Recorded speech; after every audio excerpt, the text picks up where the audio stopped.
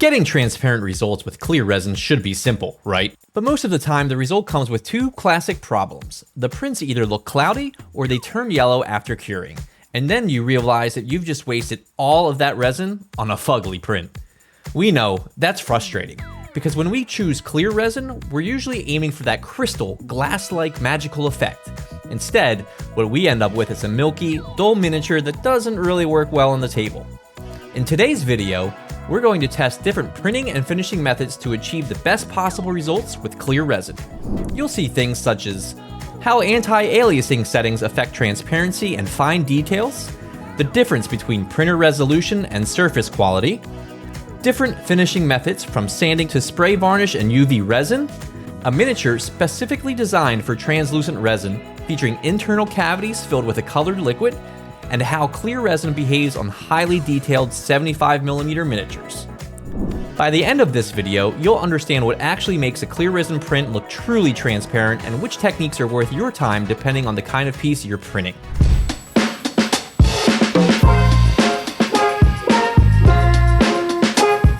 Before we start testing, it's important to quickly understand why this happens. The first step is cleaning. Always use clean alcohol when washing your prints.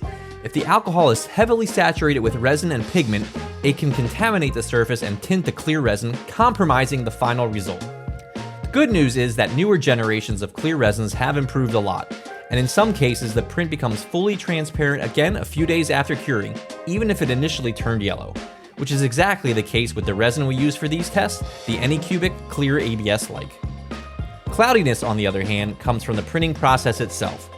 Resin printing works with pixels, which creates microscopic stair-stepping across the entire surface, almost like a tiny Minecraft world. These micro irregularities increase light refraction and make the print look frosted. Another key factor is whether the piece is hollow or solid. Hollow prints are usually harder to make fully transparent because light reflects off the internal walls of the model, where it's much harder to apply the finishing techniques we're going to show you next. Whenever possible, printing solid is the best option.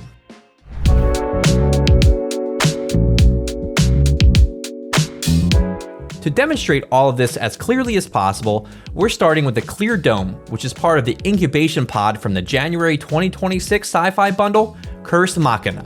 It's a smooth and simple shape, perfect for observing differences in print settings, surface finish, and light refraction.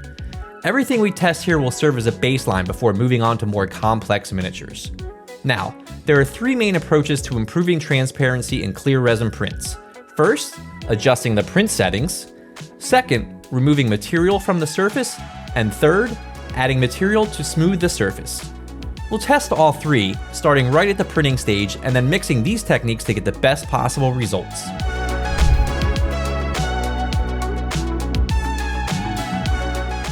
Inside most livesters, there's a feature that's often overlooked: anti-aliasing, or AA for short. AA works like a subtle blur on sharp voxel edges, smoothing the surface of the print. The result is a less blocky surface with fewer microsteps.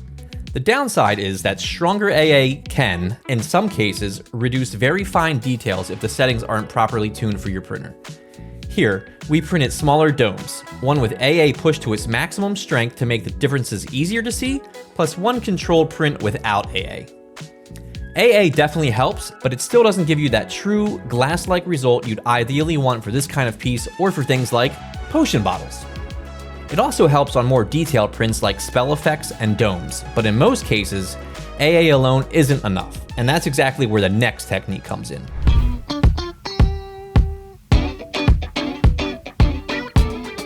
When print settings aren't enough, the next option is removing material from the surface.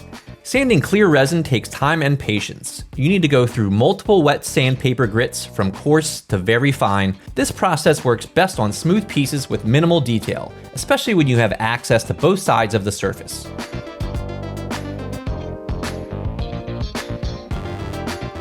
On highly detailed miniatures, it's easy to lose important sculpted information. Even so, it can be adapted.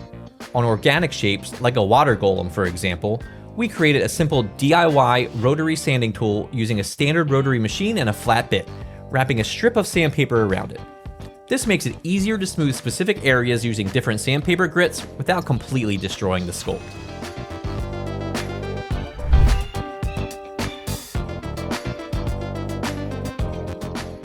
Instead of removing material, sometimes the best approach is adding it.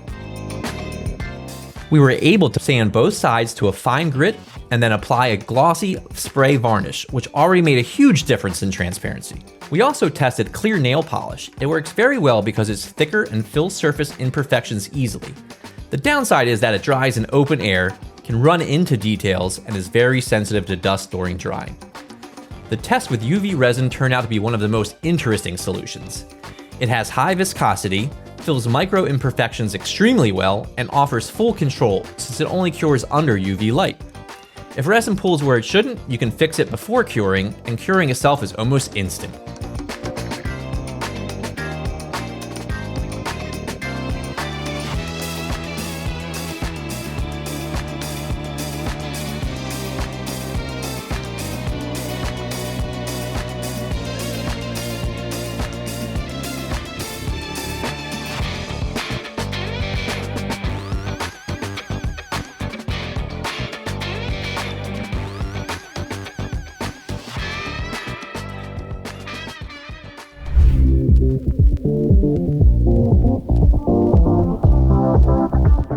We use this process on a very special miniature. This model was designed with internal cavities specifically for this kind of effect. First, we sanded it and sealed the outer surfaces. Only after that, we injected colored liquid into the piece, simulating veins or internal flows. The liquid enters pre-planned holes, and once those openings are sealed, it remains trapped inside the miniature. The result is a unique visual effect that only works because the model is transparent. And honestly, watching that liquid flow inside the model is already satisfying enough to earn this video a like, right? So, if you're enjoying this process, don't forget to like the video, subscribe to the channel, and stick around because there's a lot more resin magic coming up.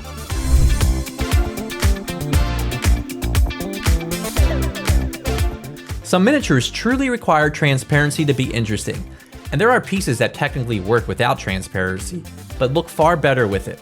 This ice wall is a good example. You can print it in a gray resin and paint it, and it will look fine. But printing it in a clear resin creates completely different visual impact and makes it stand out on the table. The hut spell dome is another piece that simply doesn't work if it's not transparent. Without proper finishing, it looks white, milky, and flat.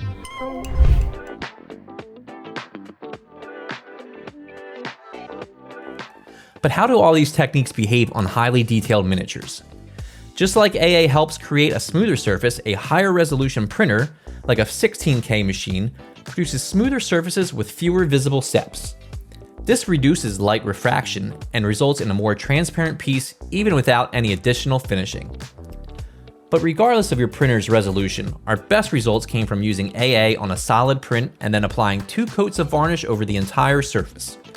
Our conclusion is that this is the easiest way to achieve a transparent piece in just a few steps and without the need for any specialized tools.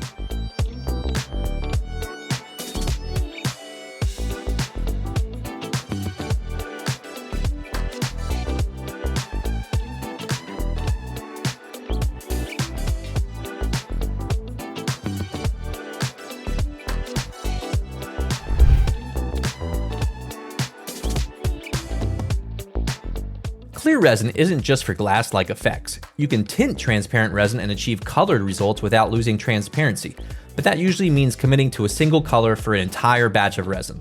That's why there's a more practical solution. We used alcohol-based inks to tint the piece while preserving its transparency. Pieces like these ice walls become far more impressive when printed in clear resin and lightly tinted. This can be done with a brush, but using an airbrush helps create much smoother transitions.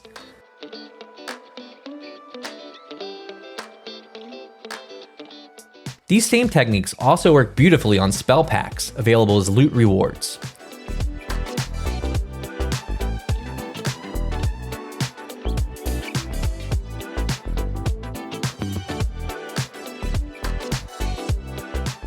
Even after all the transparent finishing, you can still apply regular acrylic paints to other parts of the model that shouldn't be transparent. Techniques like dry brushing work great to highlight specific details. You can absolutely combine transparent resin workflows with traditional miniature painting techniques we've covered in other videos here on the channel. In the end, there are countless ways to work with clear resin, and each one opens up different creative possibilities. Now, we'd love to hear from you. Where have you used transparent parts that made a real difference? Do you have a secret technique that works great at your bench? Maybe it's time for a community challenge focused on miniatures with transparent elements. What do you guys think? And if you're already part of our community, let us know if you joined any of our previous competitions. We'd love to hear about your experience.